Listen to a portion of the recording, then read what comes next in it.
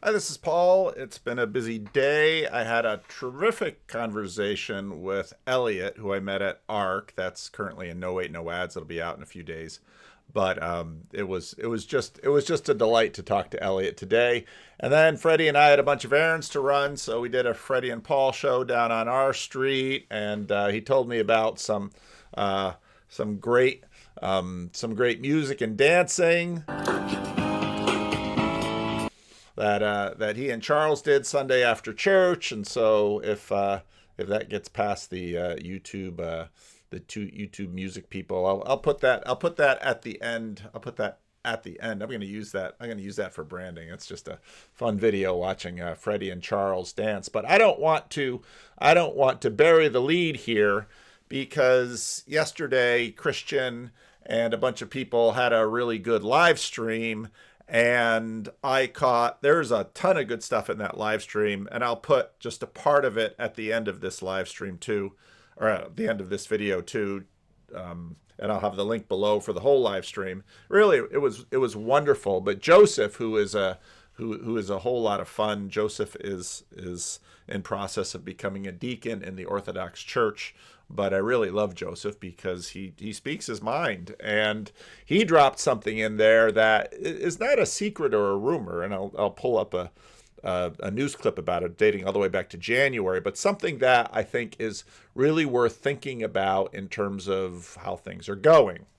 The Orthodox and the Catholics have a big thing going on this Easter. Easter is landing on the same day as in the East as in the West. And the rumor is Pope Francis is going to do the old switcheroo and have the Catholics follow the revised Julian calculation for Easter henceforth. So Easter will be celebrated on the same day as with Catholics and Orthodox. And you see this movement towards something like this would have never been seen, um, prior to World War II, really. So I can't help but feel like there's something being movement, and it's not a cheap ecumenism of kumbaya, Episcopalian, Lutheran, let's make out with each other kind of ecumenism. I don't know. There's something in the waters, and you know what? It just might be zip, because I think people are waking up and they're unzipping their minds here. So there you go. Joseph works for Zip apparently. That's awesome. Is it an energy drink? What It's is it? it's anything you want it to be. That's the beauty of Zip.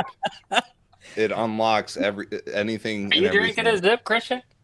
He's cracking into his Zip. There's a hotline for Zipaholics, and I've called this line too many times. They blocked me, but anyways, Oh, I love it. that's what I got. So let me ask you this, Joseph, if next year when Easter rolls around and if that happens with the Catholics, Yeah, what will the Protestants do? I know. What is little Seaback's church going to do? Because this is totally derailing things now. Yes, it is. It is the Zip. So the high. I have a big hunch that There's not a lot to do in Minnesota, so especially this time of year, it's a long, cold, dark winter. So at least they've got Zip. Anglicans and the ELCA church, the largest Lutheran denomination, I think these guys would easily follow the Catholic world in adoption there of the revised Julian. Here's the really interesting thing. Yep. The people that don't care or say, what the heck is the revised Julian? What even is a Julian calendar? How is Easter calculated? I just go to Apple and Google to tell me when that is on the calendar. That is a dying race of people. That is Gen Xers, and sorry to go on blast for Gen Xers, boomers, Gen Xers, millennials, cringe office loving millennials that do not care for the procedural, do not care for the liturgical. We're entering in an age of intentional liturgical practice, and Well, I can tell you where this guy's liturgy is going to be. yeah, yeah, it's going to be at the Zip manufacturing plant. That's where it's going to be. All right, so there's a little taste of the fun, but so of course I had to look this up, and yeah, this is an article written last January. Pope Francis meets with the Orthodox Ecumenical Patriarch Bartholomew of Constantinople in the library of the Apostolic Palace at the Vatican, September 30, 2023. Head of Ecumenical Prayer Vigil, blah, blah, blah, blah, blah. Prayers for unity, blah, blah, blah, blah, blah. Council of Nicaea, 325. And later, Joseph notes that one of the big items at that Council of Nicaea that just again celebrated its 1400th birthday is the question of sort of fixing the date of Easter that happens at the church council. And then it explains how, well, the Julian calendar, Easter could sort of vary greatly. And so then in the late Middle Ages, Gregory sort of fixes the calendar. But of course, so then the Latin West sticks with the Gregorian calendar, and the East modifies slightly the Julian calendar. And that's the reason why often the Catholic Church and the Orthodox churches don't celebrate Easter on the same day. And a lot of people are like, who cares? Who cares what day you celebrate it on? And so then you would say, okay, well, so then let's say the Roman Catholic Church decides we're going to switch over to this modified Julian calendar so that we always celebrate it with the Orthodox. And everybody says, well, great, that's awesome, that's wonderful. But Joseph is thinking clearly here, because this actually would be a very interesting moment, because for all of, I have a whole variety of videos where I've talked about this issue of the fact that we just saw it on the Hallow commercial on the Jordan Peterson, Jordan Hall conversation, where they're promoting the Hallow app to get your spiritual disciplines, and you have Hollywood celebrities who they're pointing to. They don't say because the Pope says so, or they don't say because the Archbishop of Canterbury says so, or they don't say because these ecclesiastical figures say so. It's because some Hollywood celebrity who is either a cradle Catholic or is a new trad cath and has picked this thing up, that person says so. And again, this gets back to the question of influence and reality. If in fact, let's say the Pope, and of all popes, this Pope, decides to do this, how do they decide it? Now, if you go back into the history of the papacy, there's always this question. Does the Pope speak, in a sense, does the Pope tell the church what to do? Or does the Pope sort of look at what the church sort of decides and then speaks on behalf of the church while listening in some way to the church? The thing is that these dates like Easter, now moving Christmas would be an even bigger deal. So maybe the Pope's thinking ahead and saying to the Orthodox, hey, I'll tell you what, we'll give you Easter, which is a big concession because Easter versus Christmas, in terms of Christianity, Easter's the bigger holiday, but it moves around. And so things aren't connected to it like they are the business cycle with Christmas. So maybe the Pope says, I'll tell you what, we'll give you Easter, but you join us at Christmas.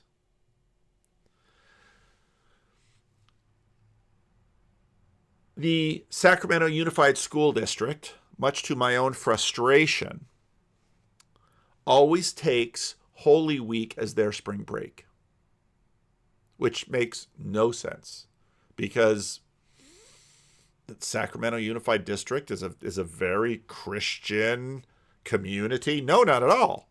But there are enough Catholics in Sacramento that someone along the line in the school district said, Easter's moving all around, doesn't matter. We're going to peg our spring break to that Easter, that Good Friday Easter holiday. I was always surprised at Calvin College and Calvin Seminary. Good Friday was a regular classroom day. Now, I think that's been changing. And so Joseph is right. This is actually, Mark Parker said, I don't think Mark Parker's right. I think this would be a huge thing if the Pope decided to do it, but not necessarily for the ostensible reason that the papacy is pointing to. Oh, this is church unity, kumbaya, we're all the same. We have swung all the way over to propositional tyranny. The Reformation in some ways was a push against procedural tyranny, and it's sort of swinging back. And that's what Joseph is pointing to. And Joseph's right. Joseph's a smart guy. And when you think about what this would do in the Christian world in terms of illuminate the authority structures or lack of them, in terms of something as foundational, and at least in the West, assumed by the calendar and all of the things that sort of connect in with that calendar, this is a huge deal. Just play it out in your mind. So the Pope decides, we're going to move the holiday. Now it's this Pope. So already you've got a bunch of traditional Roman Catholics in different places around the world who say, if this Pope makes that decision, I won't go along with it. So then already you have a crisis in the Roman Catholic Church, and you probably have some dissident parishes and bishops who say, we're not going to go along. What is the papacy going to do about those? Because there's already plenty of dissident bishops and parishes and things going on that people look at the Roman Catholic Church and say there's no order, there's no discipline in it. So what if it comes down to when is Easter? I mean, that's not a small thing in a procedural framework. And as Seebeck said, well, what about the Protestants? Well, a whole bunch of Protestants will probably say, let's go along to get along. But a lot of Protestants will say, do we really want to take our orders from this Pope? Is this, well, some Protestants will say, well, does it really matter this is going to raise, if this happens, this would raise an enormously interesting series of conversations all over the world about the relevance and power of ecclesiastical structures with respect to economies, traditions, the status of the Protestant Reformation. I mean, when he said it, my mind just was like, oh my goodness. Because so much of what's going on right now, of course, is the diminution of authority and traditional authorities, and then the hunger for new authorities, and all of these questions of authoritarianism, because and it's so interesting if you listen to the subtle or not so subtle conflicts underneath a lot of what's going on in the culture. These are the authorities that I wish to assume they've been wrapped in a velvet glove for so long. But to break from them, we're not going to use the word authority. We'll talk about the rule of law. Oh, you're not talking about authority? You're talking about the rule of law? Because the rule of law is authority. And so you've got all of these things going, and I don't know. I just think if this happened, it would be what is sort of a strange little footnote in America right now, which is that the tiny little number of Orthodox, now I know here on YouTube, downstream from Jordan Peterson and Jonathan Peugeot, it seems like a massive group of people. They're not. But if the Roman Catholic Church would decide to do this, it would be super interesting. Recently in the Christian Reformed Church, a letter was written to Zach King, the General Secretary, Al Postma, the Executive Director of Canada, Dan DeCam, Director of U.S. Ministry Operations, and it was regarding U.S.-Canada relations. And what they wanted was for the Christian Reformed Church to write a letter basically addressing a bunch of things that had happened in the Trump administration. And this letter then got sent over to Voices, and people chatted about it. Will the denomination do something? Won't the denomination do something? That vibe shift that has happened in the culture. Of course, the Christian Reformed Church has had a big shift in terms of the human sexuality report. We're now in the middle of a split or a splinter left, as a bunch of churches are in a degree of discipline because of statements that they've made and refusal to submit to synodical declarations regarding subscription, confessional subscription, and human sexuality. And then a response did in fact come out of the response to letters concerning U.S. government administration. Thank you for your letter, dear signatories. We wanted to let you know that we heard your concerns and agree with you about the seriousness of the situation currently facing the two countries. And so then steps that they have taken, I think these are probably old documents, February 5. So they wrote a response. Basically, these are things that we have done. CRC, statements on political things. It raises, though, the question of ecclesiology and polity. Because, for example, in the Christian Reformed Church, one of the big differences between the Christian Reformed Church and the Reformed Church in America is sort of where are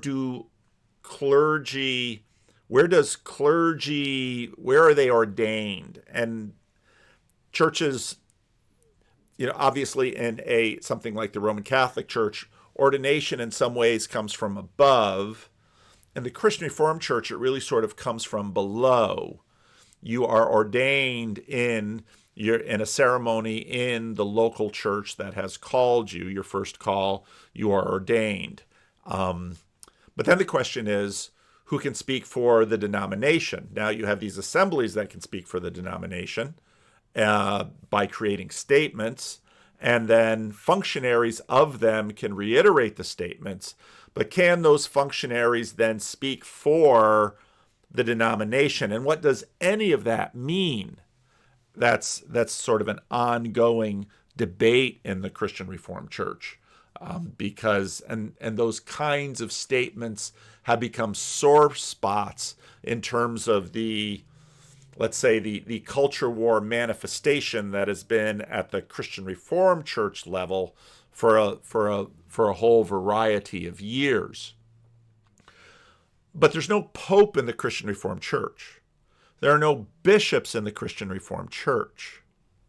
There are local church pastors, and if I would speak on behalf of the Christian Reformed Church, people would think that was rather odd. Now, maybe you might think I could speak on behalf of Living Stone's Christian Reformed Church, but nobody cares about that. But then the denomination wonders, what does it mean to speak on behalf of the entire Christian Reformed Church? Because part of what happened in this last split in the Christian Reformed Church is that a division within the church was exposed, because what happened with the human sexuality report is a lot of the voices and people that had been saying certain things about government are now sort of being pushed out of the church.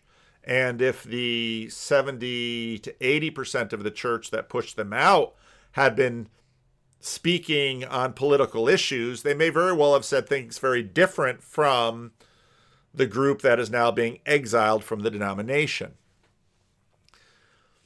Now, all of this is just sort of with things like tariffs and immigration policy and all of those kinds of things. It is interesting that when Pope Francis wrote a letter, he directed it to the bishops of the United States of America. And again, when I was reading this history of the Roman Catholic Church during the Second World War with respect to the relations with Mussolini and fascism, it was very interesting because it sort of opened my eyes to the fact that the Vatican likens itself on parallel to nation states. And of course, a lot of the soreness that had happened that led up to the particular policies during the Second World War were because with Italian unification, the Pope, who had been the monarch of sorts in charge of these papal states, was then basically lost a war against Italy, and until the papacy came to a truce, as it were, and what between nation states would be sort of a declaration of surrender, whereby the Pope was no longer the prisoner of the Vatican.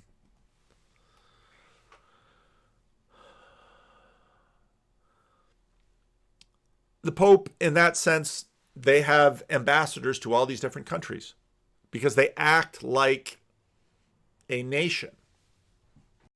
Now, Marcus Serra, who some of you will mention, he's been in the corner a long time. He's been on my channel. He's gotten a PhD now in economics, and he has a ton of really interesting ideas about the relationship between Christianity and economics. He has a small YouTube channel called the Econ Playground. He sent me this video, which I haven't had a chance to watch the whole thing. Now, the Acton Institute is located in Grand Rapids. A friend of mine who was a colleague, still is a colleague of mine, but who was a classmate of mine, I think he was the director for the Acton Institute in Grand Rapids, has a video on Orthodox social thought. Ago at Acton University, I believe, which is a great event that everyone interested in faith and classical liberalism should take a look at. And yeah, so thanks, Dylan, for being on. Yeah, thanks for having me, Marcus.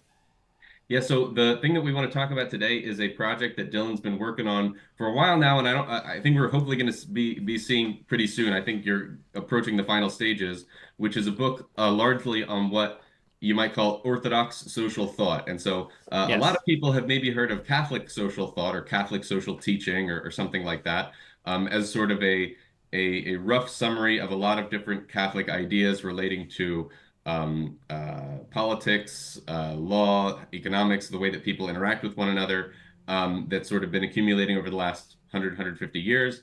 But what exactly is Orthodox social thought, and how exactly would you distinguish it from Catholic social thought? And if you don't want to be too negative in your definition, you could give a more positive definition of Orthodox. No, that's a great question. So I think it's actually best to start with what is modern Christian social thought. Okay. Because social thought sometimes sounds like, oh, culture war sort of stuff, and that's not really what it's about. Sometimes it'll interact with those issues, but that's kind of secondary. Christian social thought comes from what in the 19th century was called the social question. It was the problem of the working poor in the new industrial economies. So there was all this increased production, and people started to see this rise of well-being and abundance, and yet there were some really harsh conditions, especially for the people who were doing the producing. And so Christian theologians, pastors, decided that they couldn't remain silent, and that kind of the old tools weren't quite sufficient. So, if you look at someone who actually is far more interesting than you might think, but the Christian socialist F.D. Morris, he basically conceives of society in terms of church, state, and family. Right? Mm-hmm. He doesn't really have a separate category for the economy. right? Even though he's still trying to, help out these worker cooperatives and that kind of thing. It was actually a non-political movement. It's not about class struggle or anything like that. But he doesn't quite have even the theoretical categories for even understanding the world as he lives in it. So then pretty soon you get people like Pope Leo the 13th or Abraham Kuyper among Protestants and others who kind of start playing with it a bit. Maybe society is a bunch of spheres, right? And there's business and there's labor and there's, education and all that sort of thing. Or you have people like Dietrich Bonhoeffer who just adds to church, state, and family work, right? And that's kind of his way of dealing with it. So it comes out of that, and there's a lot more to it. But you get that kind of beginning of modern Christian social thought, maybe in like 1891 with Pope Leo XIII's encyclical Rerum Novarum. And so the question I've had, so I've been here at Acton for 14 years now, and I've been editing this journal, 2 issues a year for 14 years. So that's a lot. I've been reading a lot, and most of it has been either Catholic or Protestant. And that's fine. I've learned a lot. But I'm Greek Orthodox, and I kept wondering to myself, well, how do we do this, right? Like, what's our approach to this? I think there's a lot of common ground between traditions, things like natural law, for example. You might find 1 or 2 more contemporary Orthodox theologians saying that's a Western thing, but just put simply, they're wrong. Like the historical record, literally every single century I can find you an Orthodox theologian who presumes that sin is against nature and virtue is according to nature, and I can go on and on about that sort of thing. But it's really a very common Christian thing going all the way back to the New Testament. So there's common ground like that. Like I said, that idea of church, state, and family, that is a common thing you can find even in the catechetical literature of the 16th, 17th, 18th centuries. When they talk about honor your father and mother, they say, well, there's other authorities too. There's church authorities and there's state authorities. So you kind of have these 3 realms. But we have our own unique contribution. So some of it, I think, when I look at the Roman Catholic tradition, as much as I think natural law is excellent and it's a great foundation for public morality and public engagement, there's not anything that's actually uniquely Christian about it. So the Stoics had natural law, and Aristotle had natural law, and there are Christian versions of it, but a lot of Catholic social teaching tends to kind of stay at that level of natural law, and I think it's very insightful for that. But it kind of, one of the complaints I would have is it doesn't get enough at, well, yeah, but what about the gospel? What about Christ, right? That's a generalization. If there's any Catholic listeners, I'm sure, it's somewhat unfair. Now, remember, he's Eastern Orthodox. And when he said, now he's in Grand Rapids with the Acton, when he says, what about the gospel?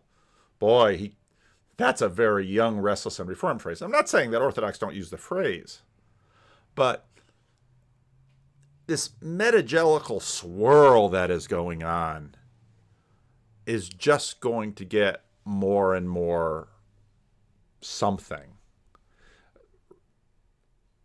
Right now, so Philosophy Portal, that's a YouTube channel, and it's a Substack. Cadell Last, who was on Christian Baxter's program, he's starting this whole series, and he's getting a bunch of corner people. Ross Bird's going to be in for a Randos conversation soon. Luke Thompson, Christian Baxter. He talks about a lot of the work that I did with the emergent and then the metagelical.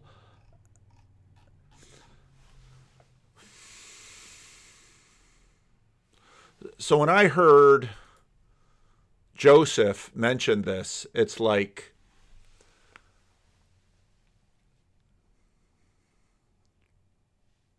with all of the dilution of formal authority,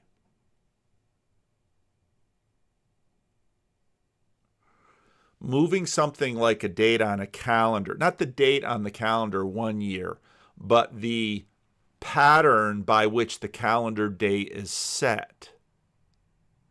And as we sort of remember, the Protestant Reformation is kind of like it hits peak procedural tyranny, and then we've hit peak propositional tyranny, and now we're sort of swinging back. But that means that all of this, even implicit liturgical stuff, when that gets disrupted, suddenly things become visible. And when things become visible, new questions begin to arise. Lots of questions are going to arise, such as something that has sort of been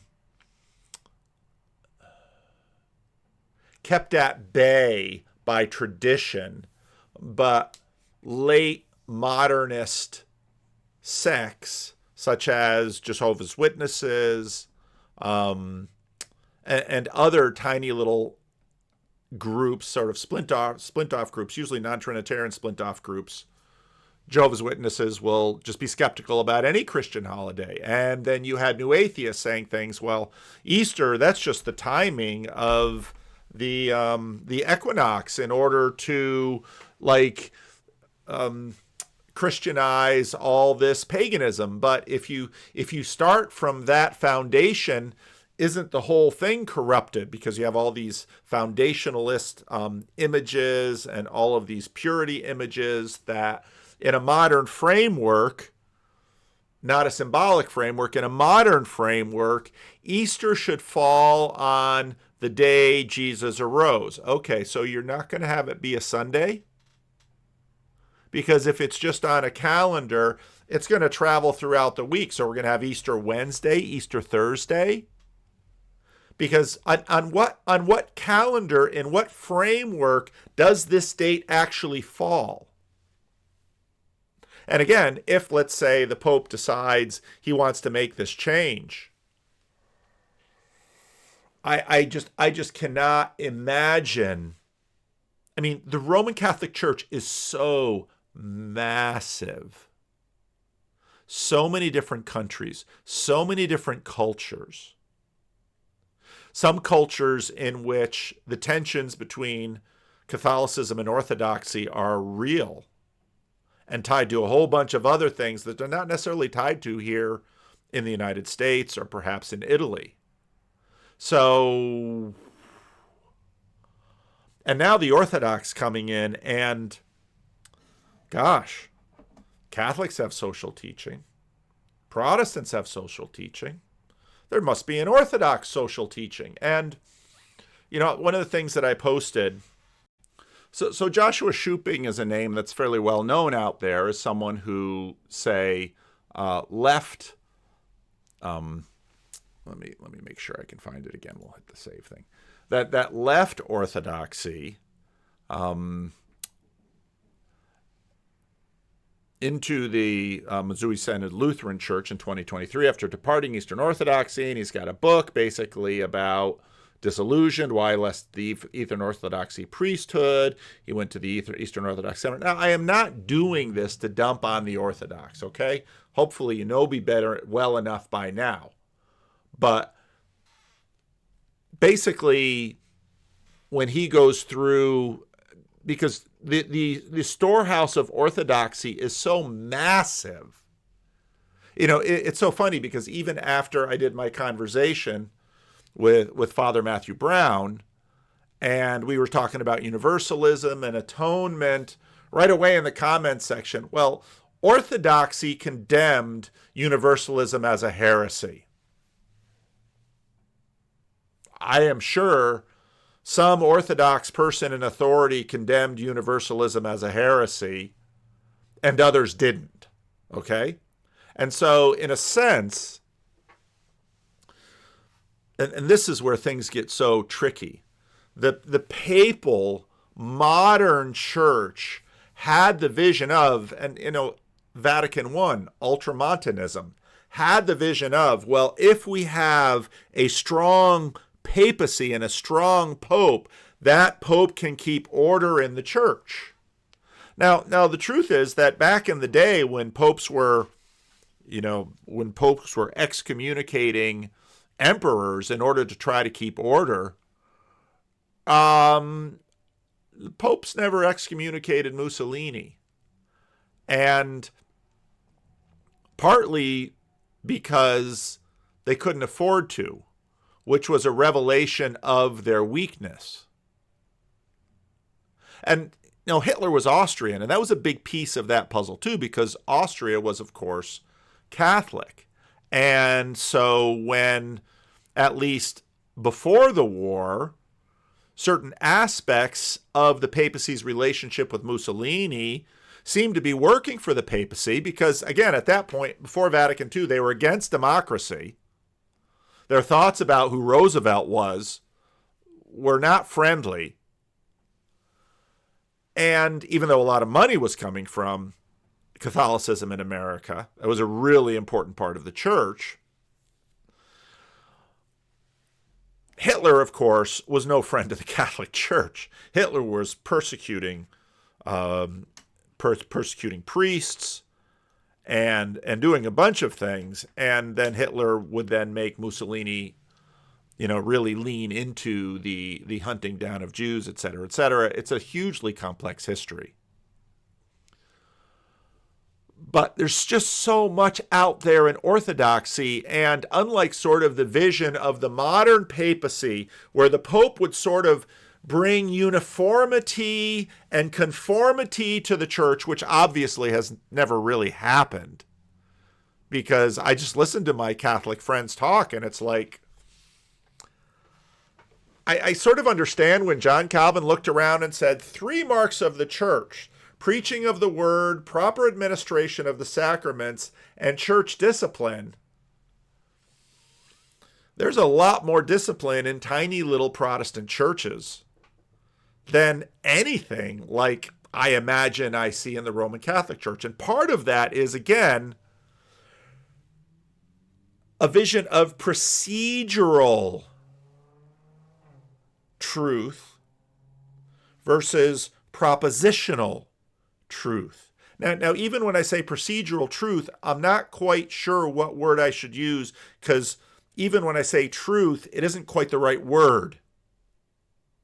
Procedural conformity, liturgical uniformity. And if there's anything that I've learned about the Orthodox Church in the last number of years, it's that, I'll just say it in a very nice way, it's a very diverse place.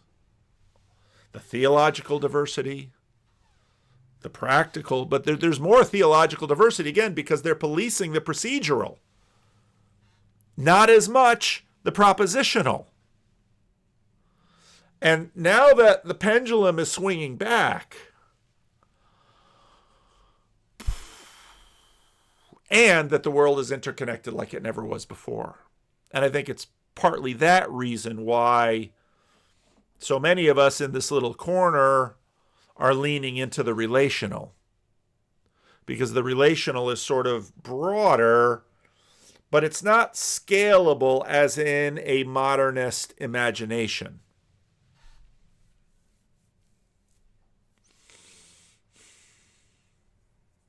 So I'm going to play that big section from Christian's podcast, because they return to it back and forth, and then Mark Parker jumps in, and of course what's so interesting about that podcast and the conversation that they had right there is the differences between the procedural and the propositional are coming to the surface. And it's going to be wild. So buckle up. I'll see if that Freddie and Charles clip passes the mustard too. So leave a comment. Let me know what you think. Whoa. Hello. Hey, my friend Joseph. Joseph, meet Ethan. Yeah, I saw Ethan in here, and I had to hop on here and give him grief for, choosing to live in Wisconsin over Minnesota. But, I'll let him pass since he's, on this path of repentance. Maybe he'll figure it out, the right call. So, what's that, eh? Yeah, no, I'm crashing the party now. So yeah, crashing the party. No, dude, Joseph. I wanted to throw, there's been this, this, I guess, idea of Christianity in transition. Oh, here we go. And I'll say 2 quick things about it. Capital right? O Orthodox. Yeah. Not my. No, so I guess, a big thing that I've been doing right now, and this is related, trust me. I've been digitizing old tapes Nice. like crazy. Like I got like 50 of them here from my parents in the 90s and early 2000s and whatnot, and I'm watching these tapes and I'm realizing that the world has ended.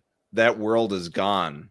That I'm witnessing here, and it's this experience of I guess mainline Christian, Protestantism in America, and the assumptions that were made in that with how people just had kids and cousins hung out with each other, and like this very fabric of assumed existence in America is just boom gone.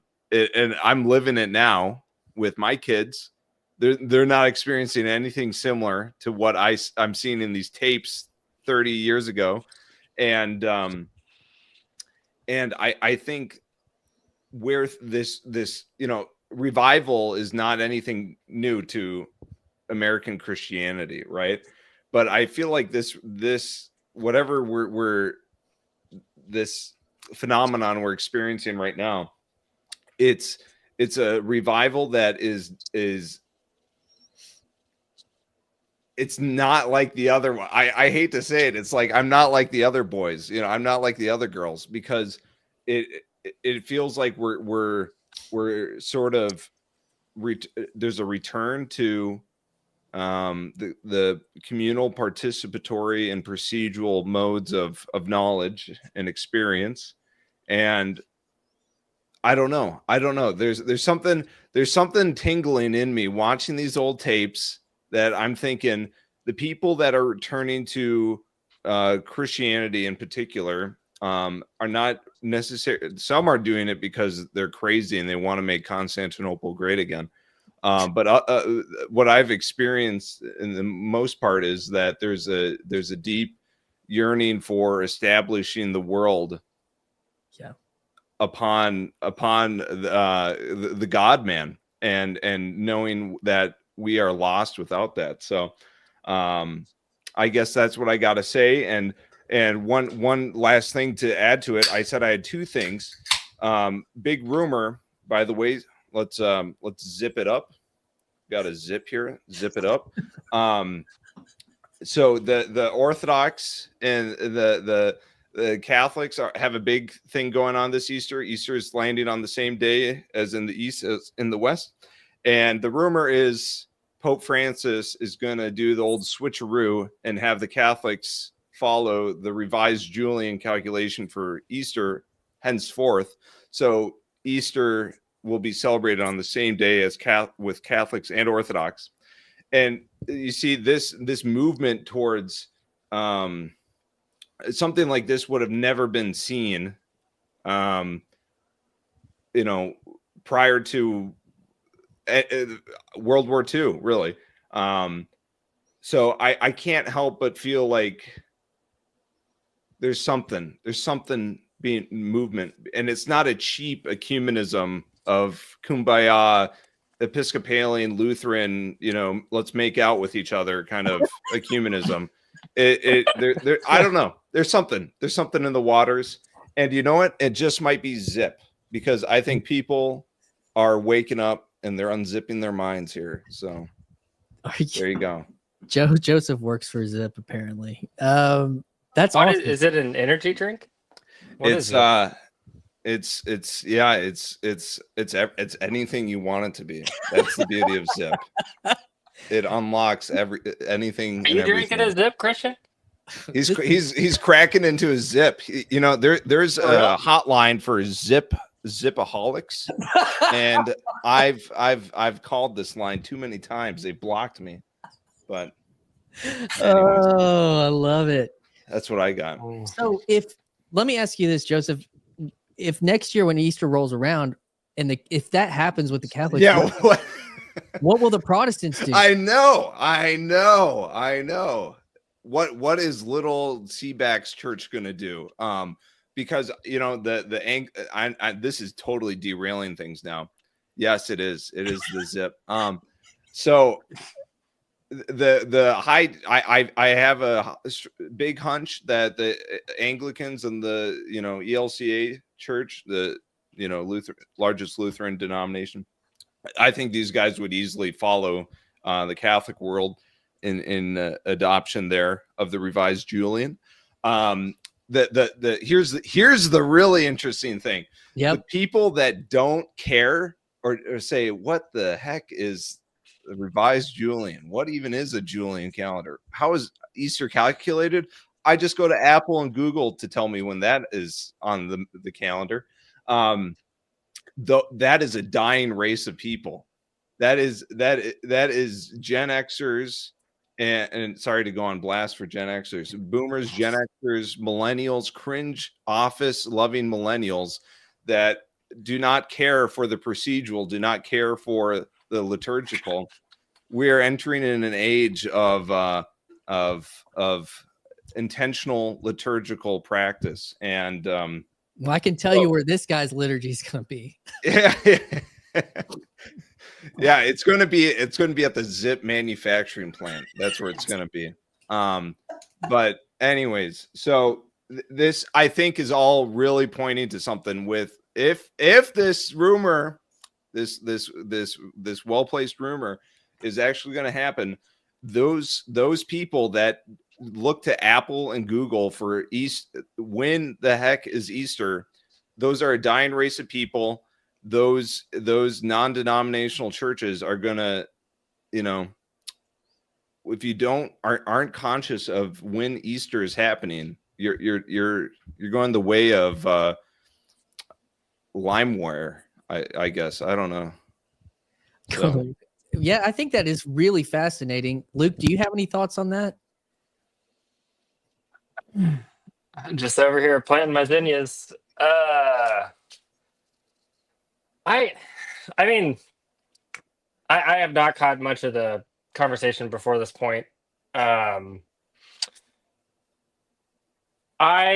definitely resonate with the participatory. I mean, Joseph, I don't think we've been on a live stream before, but I'm like a raised non-denominational evangelical, but have definitely become very, very into Catholic spiritual practice. I've started praying the liturgy of the hours and participating in the liturgical year, and it's just been really meaningful for me. And I definitely see that popping up even in the evangelical world to some degree. But I think that idea of the communion between the East and West is such a beautiful picture. I'd love to see that happen. But I'm not very educated. I don't know. I'm on board, man. I think the implications of what happens in Protestant, if that happens, the implications of what happens in Protestantism are pretty big. Especially with evangelicalism, if certain Protestant mainlines follow on, but then the evangelical church stays in whatever. I don't even know how they I don't know what will. Yeah, I'm curious. Either they'll just not think about it. Are you muted, Joseph? You're muted.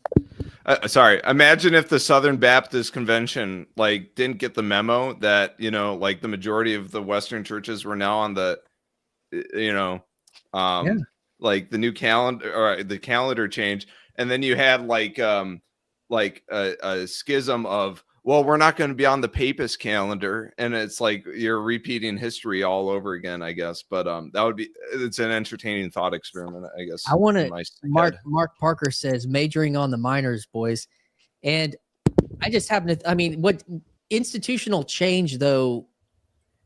Regardless, it's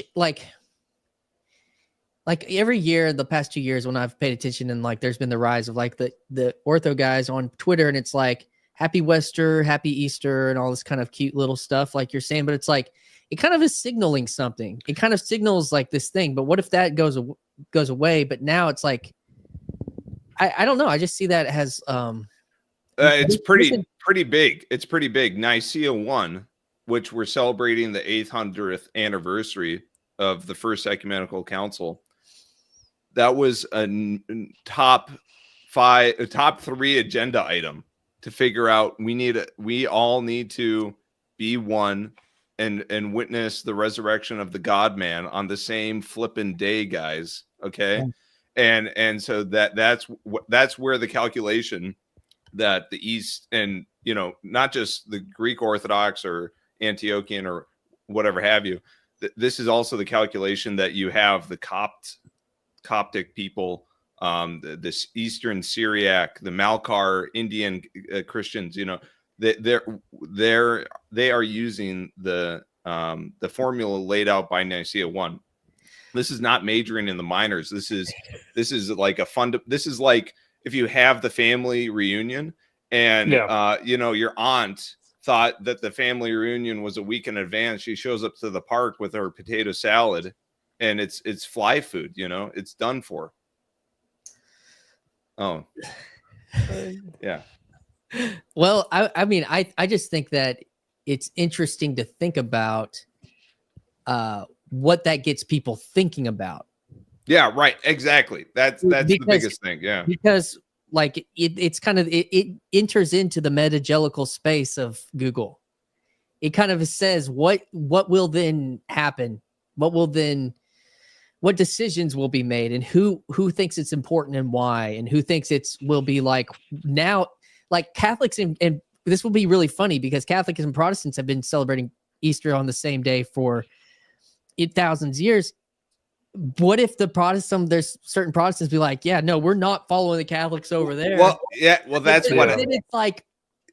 Yeah. Oh, that's really interesting. No, exactly, and that was the case even back when on the Mayflower, like the Reformed folks on the Mayflower, they held to the Julian calendar.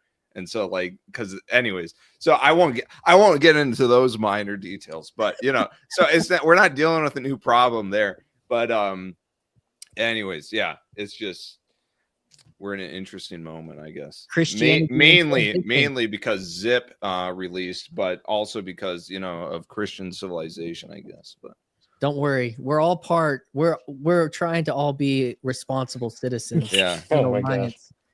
Yeah, well, just another thought. I mean, I think like what you guys saying, it makes what was before invisible to a lot of Christians, it makes it visible. Like it illuminates the background in a way that I think is really meaningful and helpful. It just makes me think. I was having a conversation with a coworker this past week. Anyway, I've been kind of on a kick listening to some podcasts about like pre-Christian paganism. Which is just so fascinating to me. Like, just anyway, Yeah. Because I think to me the really fascinating thing is how Christianity, when it spread west, it occupied all these niches, like these practices that paganism had established, like ancestor worship into veneration of the saints, and the calendar. Like that's a big thing, And I was talking to her about how I was like, well, when we celebrate Easter, like, traditionally that was like a spring pagan festival. And then the Christians decided that it would be when we celebrate the risen Lord. And it was very hard for her to understand that. I don't know where you guys land on that issue, but that idea of like, oh, I mean, this calendar that was once pagan has almost been colonized by Christianity. And even that idea of a calendar, like there is a calendar that pre-existed Christianity that has its roots in paganism. These are all concepts. I think most Christians, I mean, me, like 10 years ago, I wasn't thinking about this stuff. So, I mean, what you're talking about, Joseph, it just brings all that up, I think, in a way that'll at least make people think about where we get these dates. And shouldn't all Christians be celebrating the most important Christian holiday on the same day? Like, right, yeah. Yeah, it's like, okay, we can celebrate Jesus's birthday on the same day, I guess. But anyways, but I guess just to throw out there, the earliest, I guess, traditions linked the first Easter to March 25th. and yeah, Christian gloating here, and that's why the Feast of Annunciation is always celebrated on March. It's fixed to March 25th, the day of Christ's conception, right? Because anyways, super old traditional statement that Christ was conceived on the same day he was crucified. So that's where that and obviously 9 months before Christmas. Yeah, so. No, exactly. So a perfect. Well, Christmas is a later feast, I guess. And really, the Annunciation. The reason Christmas is there is because it's 9 months after Annunciation. Yeah. So yeah. Yeah. Go ahead, Ethan. You think this is like the bottom of the bungee jump? I mean, I don't think we can go much further. I mean, we had like 400 years ago, we had like a 30 million people casualty war over fighting over, Catholicism and Protestantism. It's kind of hard to top that. And we've kind of just been on a downward, I guess, spiral since then. But but we've kind of been stagnating, right? Yeah, right. I feel like growing up, it was like we've been coasting. Yes. So it's like, I wonder, it's like, okay, did we get to the bottom of the bungee jump? And then there's that period of like stagnation, and it's like, momentum is shifting. Yeah, and like, I mean, imagine if the calendar lines, like, it's like, okay, well, now we live in a world where anything's possible again, and maybe Christians can like get along and not kill each other. Like, that would be cool. Yeah, right, and largely be, the fragmentation of the Christian world was largely, I hate to say it, it was largely just these cultural, ecclesiastical, national lines, right? That I hate to use the word national as kind of anachronistic, but these were subservient to talking about majoring on the minors, right? Right. Yeah. No, but like the breakdown of Christendom. Oh yeah. Is actually it's kind of like the resurrection, it's like it needed to die to I guess get into a glorified state, because there were some major flaws with that body of decay, to use Paul Vanderklate friendly terms.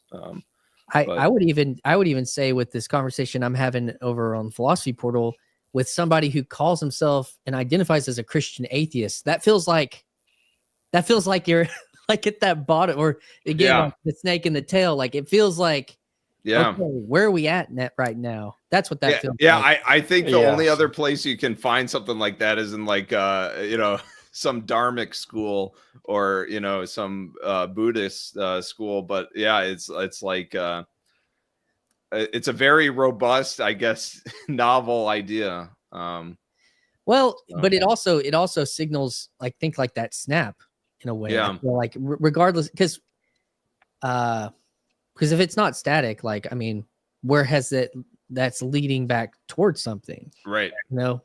It's not just going out with a whimper replaced by AI overlords. It's more like, the only people having children oddly believe in, this God man who appeared in the Middle East, and there's like a rebirth that comes from it. Luke is doing his damnedest over there. I think I'm winning. Luke, 2 sets of twins in 2 years. Yeah. Well, when the lady gets past like 30, it's like cheat codes for, higher drop rates of twins. So I want to min-maxing life. I want to engage this. We could let go of institutional religion and be relationally ontological love.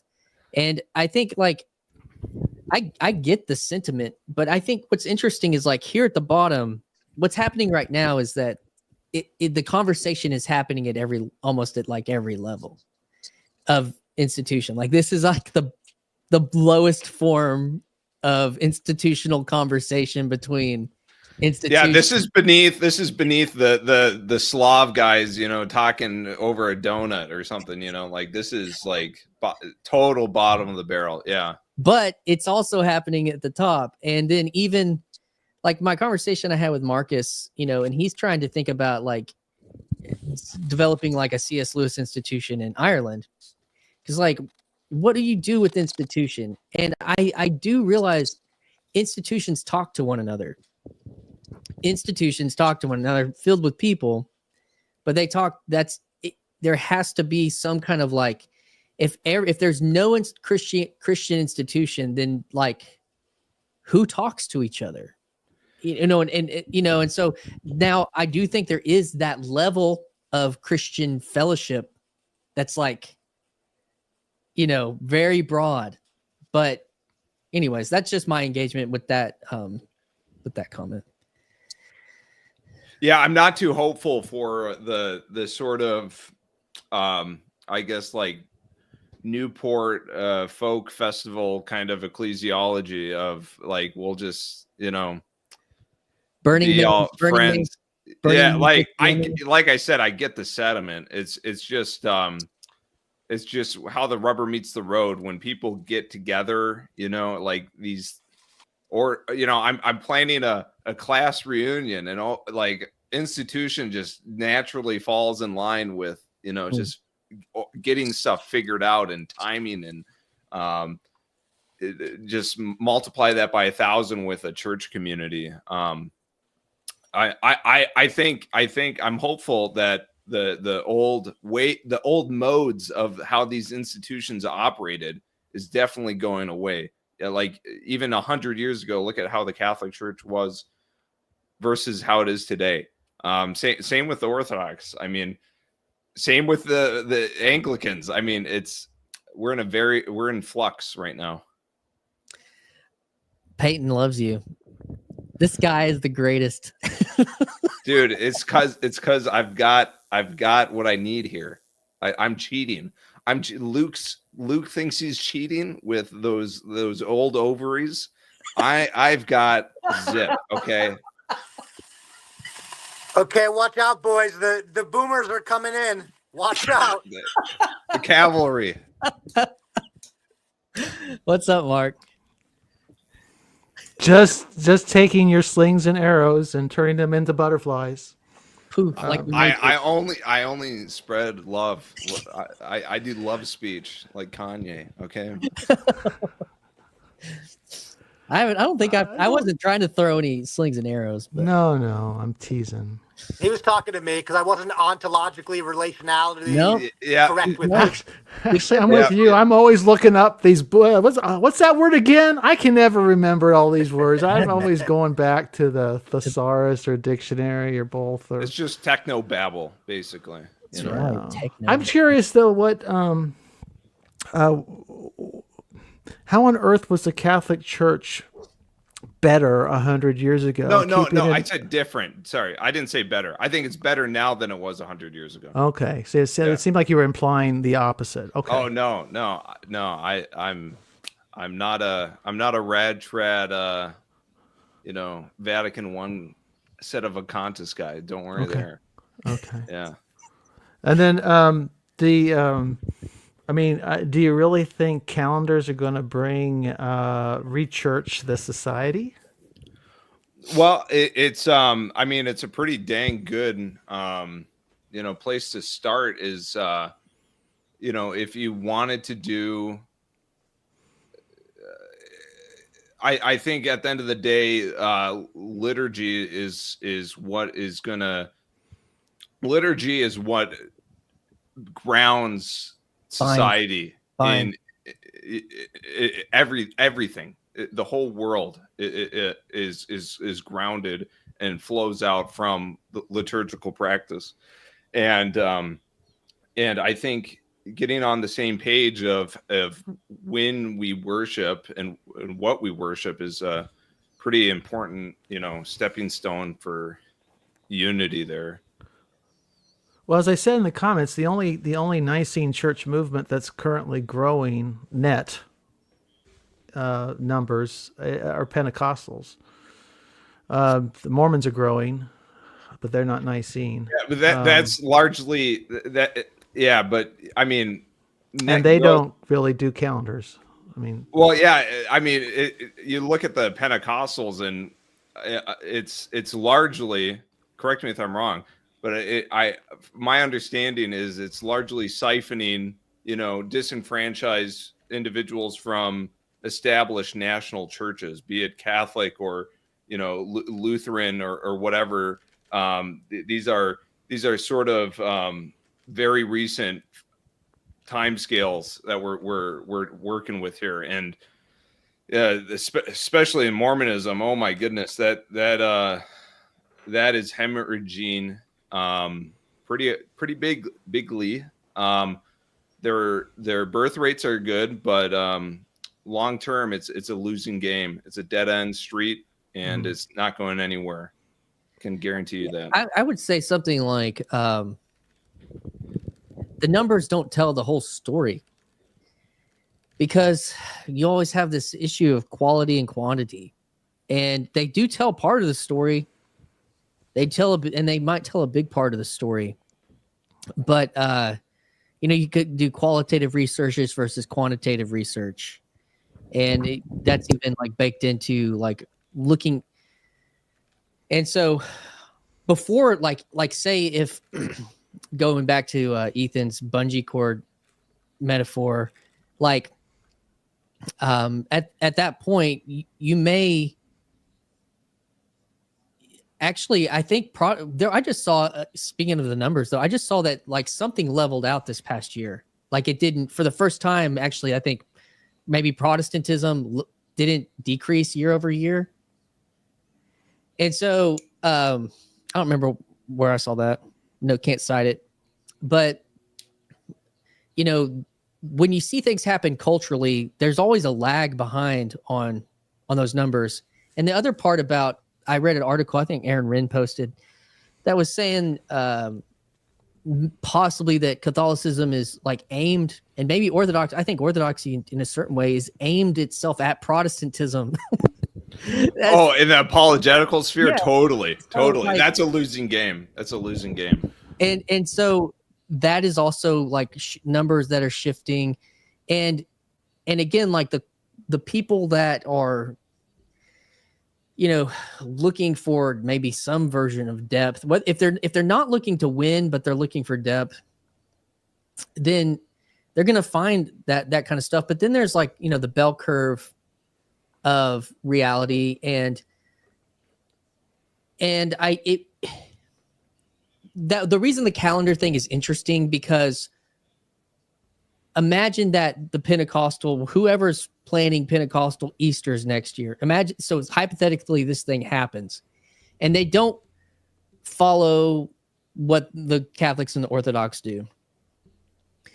It will just be really interesting to see what that means. I just think that would be really, really interesting. And if everyone does like randomly fall in line onto a unified date, that would actually say something. And it'll also say something if it's like the opposite. And yeah, I don't know. I'm just babbling now. Well, what about it seems that why I said it's majoring on the minors is it seems like you're pedestalizing Christ as opposed to this is why I think Pentecostalism succeeds, is that it's very much about encountering living Christ in your here and now lived experience. It's not pushing him up and out. It's very much about bringing him down amongst us and within, and recognizing or turning our awareness towards that. And that's probably why it succeeds. And it's also a poor people's religion. It's not a religion of the intellect, Pentecostalism. That's why it succeeds in prisons. That's why it succeeds in amongst the poorest of the poor in the underdeveloped world, and so on. Yeah, you're right on the money there, Mark. The problem with Pentecostalism, though, is being the poor man's religion or the low IQ religion. I hate to say that, but it's just statistic. Is that isn't the whole scope of the human experience. And in a bounded, I guess, like legitimized tradition, like Catholic, like Orthodox, like even old Protestantism, there is this structure and this order that enables that direct experience and relationality with Christ that you're saying is the guiding principle in Pentecostalism.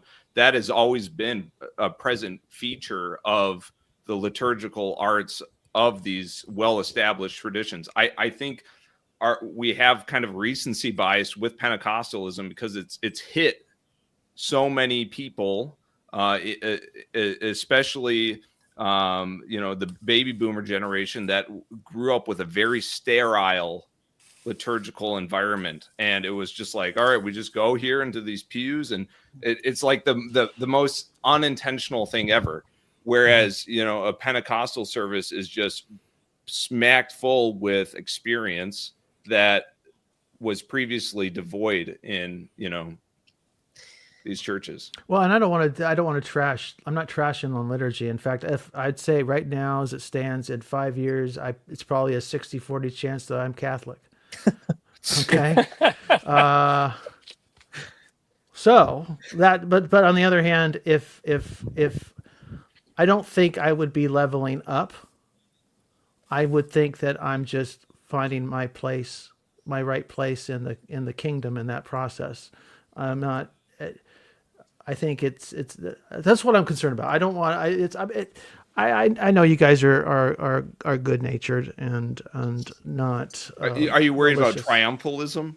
Like a triumphalist? Sounded a bit like that. I mean, some of the tone was you guys. I mean, it was just. Well, I mean, wherever you go in Christianity. The thing is, though, I guess if we're talking about Christianity as a whole, triumphant, or are we talking about the high traditions as triumphant? Because Luke is non-denominational, Ethan doesn't go to church, and I'm Protestant. And so, there's still... Well, Joseph came in with both barrels blazing. Well, do you know why? It's because I unzipped my mind with a zip here. That's why. Are you smoking it now? Is that no? This is all approved by Dr. Ray Pete. It's all peaty ingredients. The thing about Joseph coming in barrels blazing is because Joseph and I have a ontological relationality. Yeah. It's a friendship. Yeah, we're not from Wisconsin. He felt safe that he could come in guns blazing with me. Fair enough. But the thing about the Pentecostal, charismatic versus, even within the high traditions, Anglicanism, Catholicism, there are charismatic streams in those traditions. The other piece about it that I've thought for a long time is that both in charism and in if you get deep into sacramental theology, you're talking about the same thing that you hit on, Mark, which is a real encounter with God in Christ through his Holy Spirit, and however it all happens, And so I think that different people are finding that way, maybe intellectually, people are finding that way experientially, like through the different mediums. But that if you kind of go into more of a philosophical view on both of those things, or a psychological view on both of those things, kind of both are seeking that in their communities in worship. And so I think, to me, that is actually trying to get on board that boat. To me, is the important one about, is God real? Is the gospel true? Can we know him in our, like you said, in our lived experiences here and now? And things like the charismatic movement and like deep sacramental realities are psychologically representative of like a real connection to God. So, that's where I kind of see those things coming together. Okay, I'd like to make a clarification, because Ethan doesn't go to church yet. No, he's just grifting online. He's trying to get attention. I converted by AI. Maybe I'm gonna go Orthodox. Maybe I'll go Catholic. Let me just milk the views. That's what he's doing. I and Grok are one. Yeah. You have a house church with you and Grok. If you've seen me, you have seen Grok. I can at least attest to his corporeality. Yeah. Thank you, Matt. It's like Ethan will attend. that doesn't mean that you're not a fan, but you do have a human body. Oh, y'all got to meet. Yeah, y'all met in real life. Skankenstein, how are you doing tonight, man? Yes, sir. Just got back from, or on my way back from beer with Ethan and one Afriel Pilotson, and got a call from a buddy of mine whose car blew up on the side of the road, and by car I mean like family heirloom he rebuilt with his dad, so had to go immediately drop everything and go spend a little bit of time sitting with him because it's devastating. So now I'm on my way back from that, trying not to crash my car in the rain / get another ticket for driving while cell phoning. Oh, be careful. That's why. Any other thoughts, guys? Christianity in transition. I think that the calendar was a great addition to that idea, and to me it lands into the metagelical space of what's going to happen with that idea. What's going to happen with intentionality around pursuing the highest? Yeah, it's going to be interesting. Anybody else got any kind of like thoughts they want to wrap in tonight for this lively stream? I just think it's going to be more and more about what Ethan brought in. I think the AI thing is just, it's going to hit us like a deluge, and it's going to, I mean, we're within 3, 4, 5 years of it just washing over everything, so that it'd be hard to predict how it's going to impact us all. But that's the challenge, and I'm not really sure. I think it's really going to be our compassion and the communities, the quality of our communities that will help us thrive or die in that new environment. I'm not really sure about our institutions. Yeah, I think that that intersection with AI is for the propositional, it's gonna, I think it is going to lead people into different parts of the church, like and even this question about the calendar, like that's going to unlock questions for even more people on the average spectrum of interest in this stuff. And then they're going to all of a sudden be down a rabbit trail, and they're going to be like, what should I do? Oh man, I think those are all things that are going to happen more. And the thing to be ready for the deluge is the communities that are deeply grounded in deep faith. And kindness. Yeah. Could it be just as simple as kindness? Well, I don't know. I'm sorry. I'm calling the hippie bluff. It can't just be grounded in kindness. It's got to be participatory.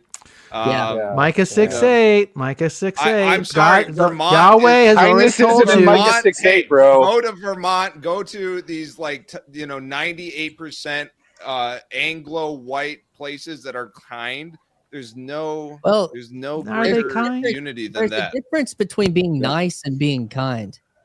And kindness has something to do with hospitality. And even if you invite somebody into your home, there's sometimes you can still be offended if somebody, now how you treat that person, but being nice is in spite of your maybe being offended, but you don't really like them, but you might still be nice to them.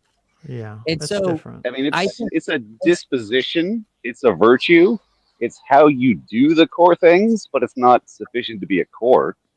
I mean, if you don't have kindness, there's nothing, but it's not the end all be all. Kindness isn't even a cardinal virtue. I really don't know why we're talking about it. Yeah, I'd say Micah 6:8. Micah 6:8. It's not. Read it. But read the book. It's in the book. But it's not a I cardinal feel virtue. like if it's Help saying us love kindness, that's probably like justly, help us if you're walk gonna go Hebrew on our butts. I'm guessing it's like covenant, Love- fidelity, loving kindness, chesed. I'm Loving guessing. kindness, love kindness. Yeah. I mean, Covenant, Do justice, fidelity. love kindness, and Yeah. walk humbly with your God. Self-emptying. It's self-emptying love. That's the But That's that what has it to is. take a form. And- That has to take a form. Yeah. Like you can do that anywhere, and we should. But I guess like what does that mean for the worshiping spirit, for the worshiping people or person? What does that mean? Like I think that is a disposition towards the world, but it doesn't coalesce people like let's all get in a room together and be kind. Go learn what this means. I desire mercy, not Hey. sacrifice. I mean, what's this That's is not answering my question. I though. mean, But What hey, is kinda worship? still like finish sacrifice, the though. psalm. Finish the psalm, because then you'll accept the sacrifice. Okay, the sacrifice is not necessary, but it still happens. That's the end of sacrifice psalm. is And on the cross. isn't I desire mercy, not sacrifice in Hosea, which is all about costly fidelity to somebody who's unfaithful to you. Yep. Which is worship is what you do, how you are, who you be. I really don't know what worship is if it's not embodied in my nature. If I am not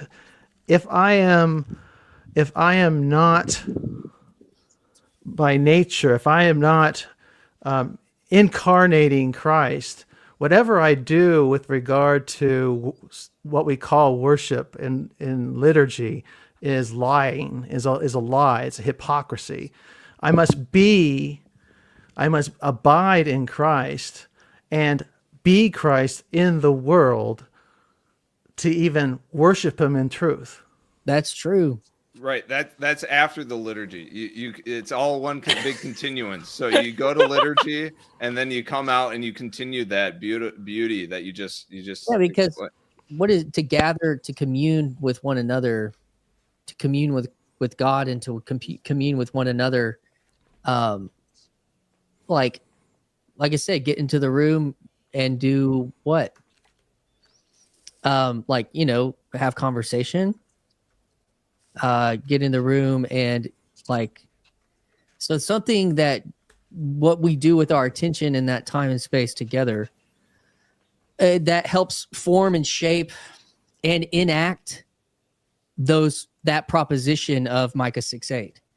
So that and in relationship, and say get 100 people in the room and say, all right, do whatever do whatever you want to commune with God. All right, everybody go do that. What's the difference between a Quaker worship service meeting? Do they even call them? They don't call them worship services, just a meeting. And say a very high liturgy, Latin Mass or something, the highest possible. There's still order. I think the presence of God. I've been in, and I've not been in the Latin Mass, but I've been in pretty everything else, and it seems like I can't tell the difference. I mean, the Spirit of God can be in both places. In all these extremes. I've not noticed the difference. Yeah, can I put like a meta modern framing on this? So I think just from what I've gathered from like these meta modern conversations is we are entering a time when it's like we have multiple truth centers, and I get frustrated because conversations can devolve into, well, which liturgy is right, which Christian tradition's right, and I honestly think we're entering a world where they can all be true, because it's about the communion with the divine and communion with each other. I think that's the point, honestly. And it's like, it's not some kind of, I don't know, we're all touching the elephant. I mean, I'm really trying to draw a distinction between this kind of Unitarian Universalist perspective on it, where it's like, it's all the same thing, you say Yahweh, I say Allah, whatever. but I think there's a way in which we can recognize that these traditions are all, on some, like, at their best, they are allowing someone to participate in the divine, to commune with God, and on that higher level, commune with the saints and other Christians. And we want to get to that point, and we can approach it from different angles. So I think that's the framing I have. Yeah, I just say that like conflating like a disposition of Micah 6:8 to like trying to figure out how to gather people together to worship God are kind of two different things.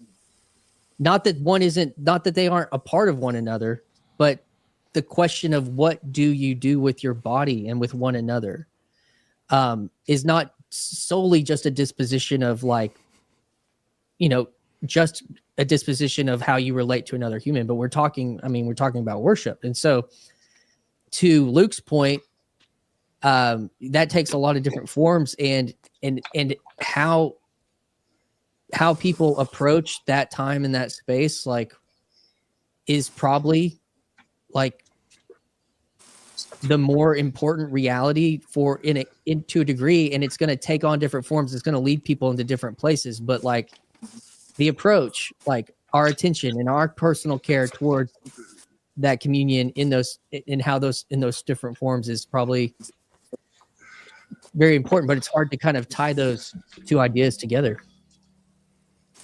I think Hezzy's over here like laughing to himself because he's going, the Christians are finally learning to midrash. They're finally these learning. Gentiles. They're all pointing at these Goyim got God, it figured out.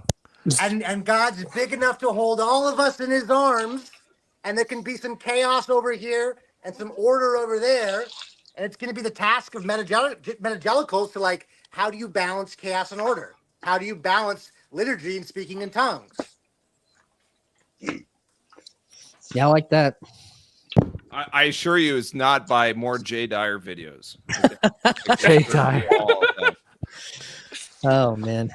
Well, Tayo's got me beat. I thought I'd seen it all. I've never been to a meeting led by a woman who prays to demons. So I haven't seen it all. I repent. I've not seen it all. Well, guys, I've got to kind of wrap things. We're getting to the end of my time tonight, but any final thoughts from anybody? I'm glad people have come and hanging out.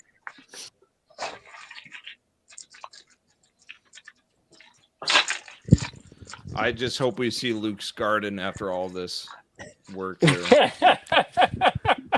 Is that what he's been doing? You'll only get shots from the greenhouse. Sorry. Oh, that Luke. Yeah. Find my Instagram. Luke yeah. Free Person on Instagram. You can find plenty of garden pics. There you go.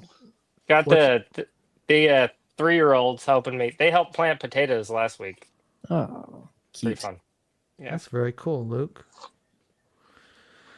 Yep. Anybody else? Mark had to come in and represent the House of Woo. He had to. He had to. You guys named me like 3 times. Wasn't that the Beetlejuice thing? I thought I was being very kind in my name. You were. No, this was a mild. Yeah, this was no big deal. That was cool. No, you were nice. It was just those rude, nasty Minnesotans. Oh yeah. Oh, that's rich. That is real rich, man. There's like out of over half of the counties in America that are on the top percentile for drinking. It's like there's one county, and I happen to live in that county in Minnesota. All the other counties are in Wisconsin. It's Sodom and Gomorrah past the Mississippi, guys.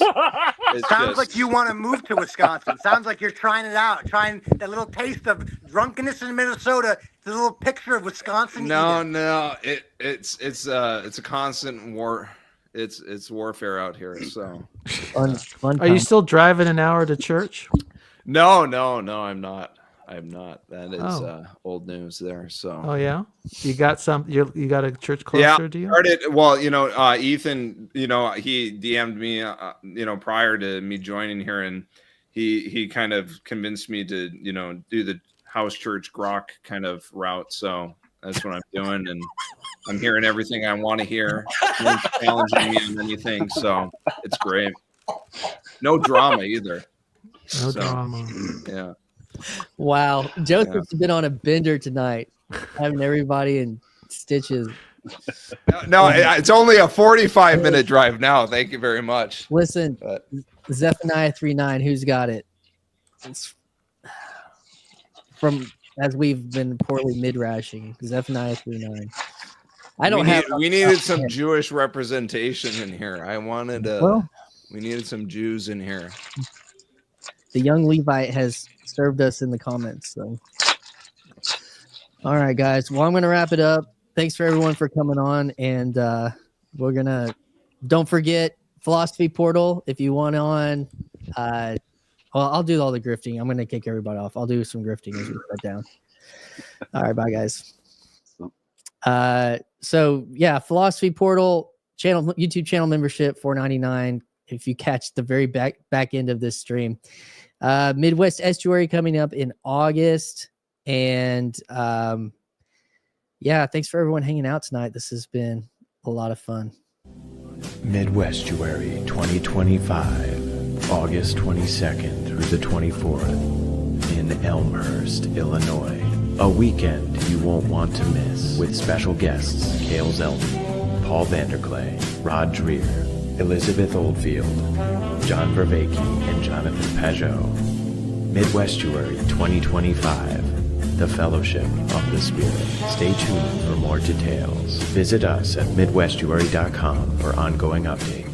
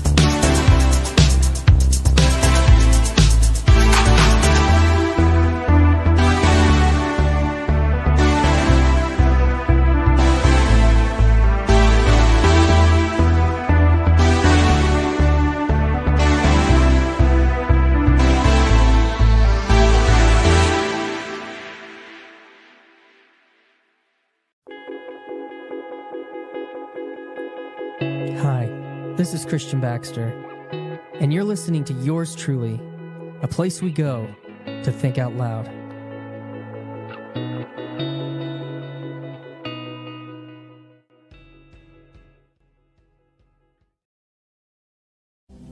Midwestuary 2025, August 22nd through the 24th in Elmhurst, Illinois.